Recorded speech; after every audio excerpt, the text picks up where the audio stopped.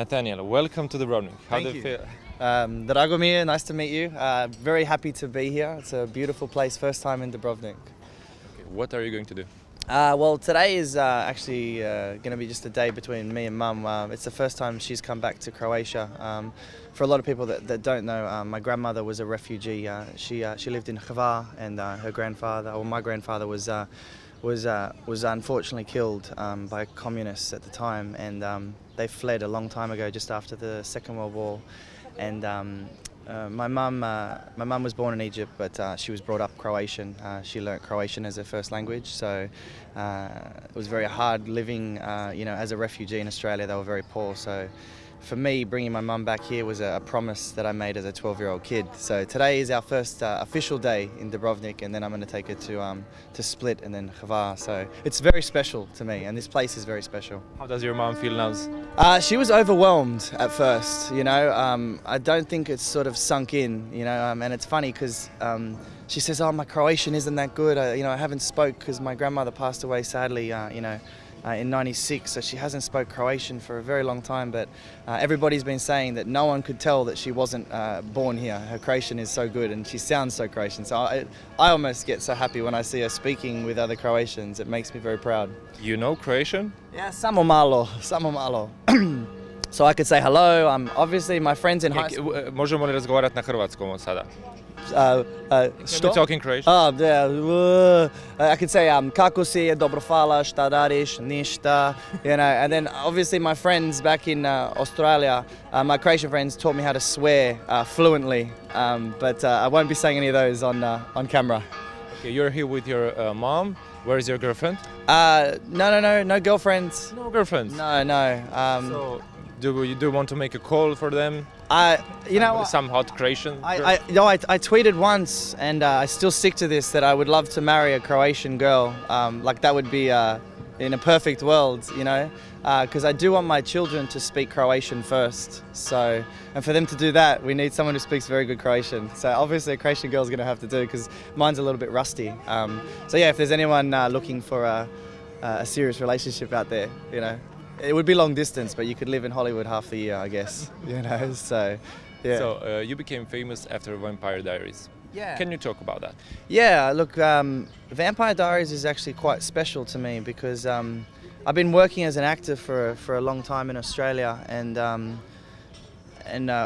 also, obviously because my grandmother was a refugee, we grew up extremely poor, because my mum was really struggling, and my dad decided to leave my mum with me and my brother, so it was hard for us as well. And the idea of becoming a successful actor, particularly in Hollywood, was so far stretched it was almost impossible, and a lot of people didn't believe that I could do it.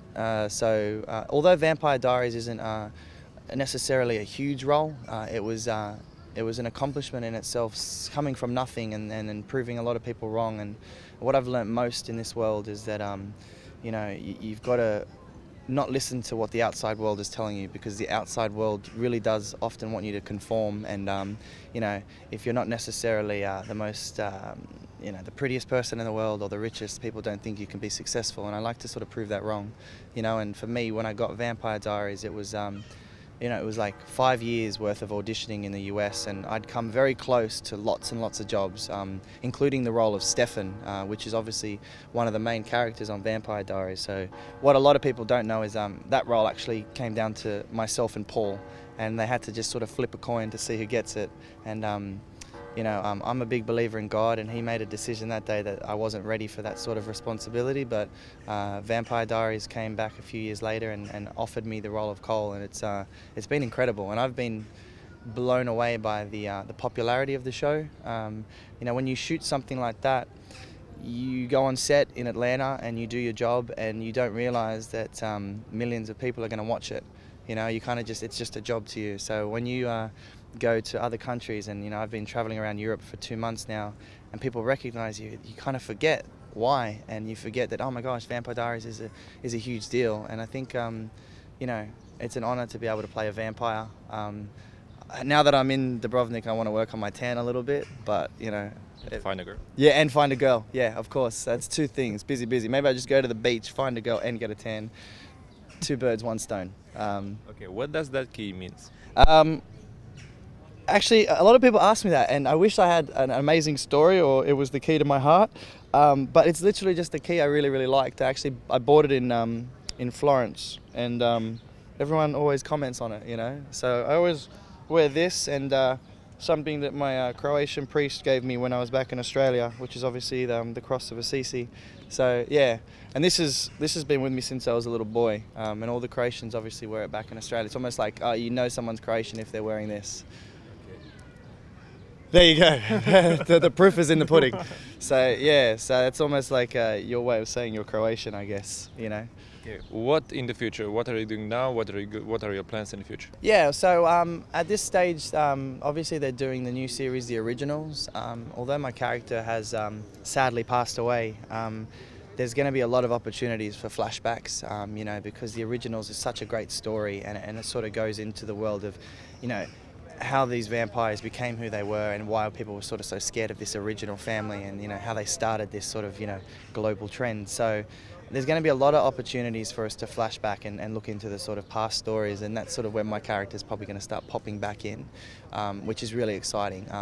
The advantage that I have is that I can also audition for other things, and there's lots of shows that I would love to work on. There's one I'm auditioning for at the moment, which I can't say, but I hope I get it, because it would be nice to come back to Dubrovnik.